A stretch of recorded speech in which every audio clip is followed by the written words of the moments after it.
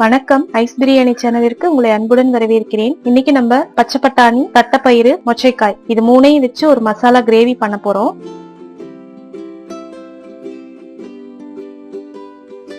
செய்ய தேவையான பொருட்கள்: பச்சை பட்டாணி 1/2 கப், தட்டைப்பயிறு 1/2 கப், மொச்சைக்காய் 1/2 கப். இது மூணுமே பாத்தீங்கன்னா எனக்கு ஃப்ரெஷ்ஷா கிடைச்சது, எடுத்து வச்சிருக்கேன். இது மூணும் சேர்த்து 1/2 கப் இருக்கு. இது உங்களுக்கு ஃப்ரெஷ்ஷா கிடைக்கல, காஞ்சதாதான் இருக்கு அப்படின்னா இத வந்து ஒரு 4 to 5 மணி நேரம் ஊற வச்சுட்டு அதுக்கப்புறம் நீங்க இந்த கிரேவி செய்யலாம். பெரிய வெங்காயம் 1/2 கப், தக்காளி 2 தக்காளி எடுத்தேன், அத அரைச்சு விழுதாக்கி வச்சிருக்கேன். இது வந்து எனக்கு 1 கப் வந்திருக்கு, அதனால 1 கப் தக்காளி விழுது சேர்த்துக்கோங்க. இஞ்சி பூண்டு விழுது 1/2 டேபிள் ஸ்பூன், மஞ்சள் தூள் 1/2 டீஸ்பூன், பெருங்காயத்தூள் 1/4 டீஸ்பூன், மிளகாய் தூள் 1/2 டீஸ்பூன், கொத்தமல்லி தூள் 1/2 டீஸ்பூன், கருவேப்பிலை கொஞ்சம், கடைசியா அரைச்சு சேர்க்கறதுக்கு துருவின தேங்காய் 1/4 கப், வறுத்த வேர்க்கடலை 2 டேபிள் ஸ்பூன், கொத்தமல்லி இலை கொஞ்சம், எண்ணெயில தாளிக்கிறதுக்கு கடுகு 1 இன்ச் அளவுக்கு 3 பட்டை எடுத்திருக்கேன், 1 நட்சத்திர சோம்பு, 1 ஜாதி பத்திரி, 3 மராத்தி மொக்கு, கல்பாசி கொஞ்சம், பிரியாணி இலை ஒரு சின்ன இலையா கொஞ்சம் எடுத்து வச்சிருக்கேன். இதுல வந்து நம்ம ஒரு மசாலா கலவை அரைச்சு சேர்க்க போறோம். அதுக்கு 1 டீஸ்பூன் சோம்பு,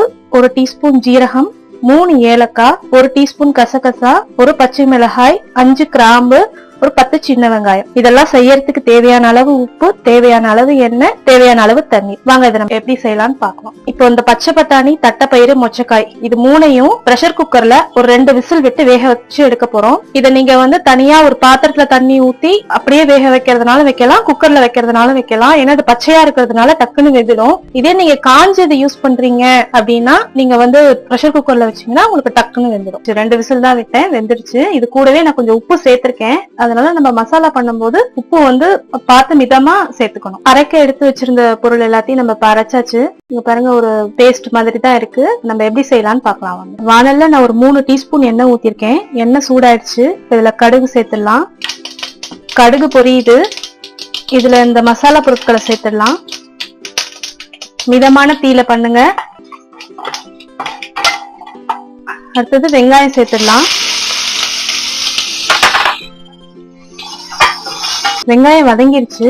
இதுல நம்ம இஞ்சி பூண்டு விழுது சேர்த்துடலாம். மிதமான தீயில பண்ணுங்க, ஏன்னா இந்த இஞ்சி பூண்டு சேர்த்ததுக்கு அப்புறம் கொஞ்சம் அடியில பிடிக்கிற மாதிரி இருக்கும். இதுல இந்த தக்காளி விழுது சேர்த்துடலாம். கருவேப்பிலையும் சேர்த்துடலாம். அந்த வெங்காயமும் தக்காளியும் நல்லா வதங்கி பச்சை வாசம் போயிடுச்சு. இதுல அடுத்தது நான் மஞ்சள் தூள், பெருங்காயத்தூள், அடுத்தது மிளகாய் தூள், தனியாத்தூள் இதை நல்லா கலந்துடலாம். இந்த மசாலா பொருட்கள் சேர்த்து ஒரு நிமிஷம் நல்லா வதங்கிருச்சு. இப்ப இதுல நம்ம அரைச்சு வச்சிருக்கோம் இல்லையா இந்த மசாலா கலவை, அதையும் சேர்த்துடலாம். இப்ப இதை ஒரு 2 நிமிஷம் நல்லா வதக்கிடலாம்.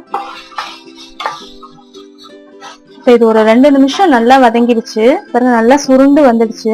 இதுல நம்ம வேக வச்சிருக்க அந்த பயிர் வகைகளை சேர்த்துடலாம். வேக வச்சதுக்கு அப்புறம் தண்ணி எதுவும் வடிகட்டிடாதீங்க, அந்த தண்ணி இதுல அப்படியே சேர்த்துடுங்க.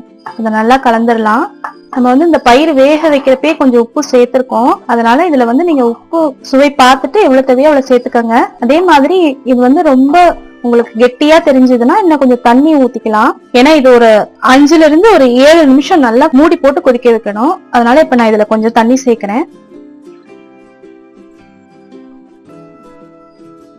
இப்ப இது நல்லா கொதிக்கட்டும்.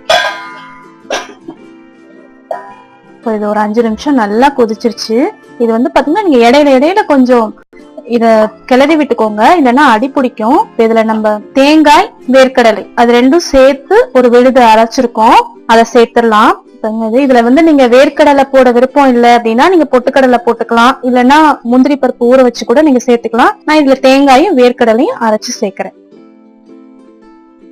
இந்த விழுது சேர்த்ததுக்கு அப்புறம் ரொம்ப நேரம் கொதிக்க விட வேண்டாம், 1 நிமிஷம் மட்டும் கொதிக்க விட்டு நம்ம அடுப்பை அணைச்சிடலாம். ஏன்னா அதுதான் நம்ம உடல் ஆரோக்கியத்திற்கு நல்லது. இது ஒரு 1 நிமிஷம் நல்லா கொதிச்சிருச்சு. இப்ப நம்ம அடுப்பை அணைச்சிடலாம். இதுல மேல நம்ம கொத்தமல்லி இலைகளை தூவிடலாம். பச்சை பட்டாணி, தட்டைப்பயிறு, மொச்சைக்காய், மேலும் பாத்தீங்கன்னா இதுல நம்ம வறுத்த வேர்க்கடலை சேர்த்திருக்கோம். இந்த மாதிரி ஒரு தானியங்களின் கூட்டு கலவையா இருக்கக்கூடிய ஒரு புரதச்சத்து மிகுந்த ஒரு மசாலா கிரேவி இங்க தயாரா இருக்கு. இது வந்து நீங்க இட்லி, தோசை, சப்பாத்தி, பூரி, சாப்பாடு, புட்டு சேர்த்து சாப்பிட்டீங்கன்னா ரொம்ப நல்லா இருக்குங்க. செஞ்சு பார்த்துட்டு உங்களோட கமெண்ட்ஸ் எனக்கு சொல்லுங்க. நன்றி.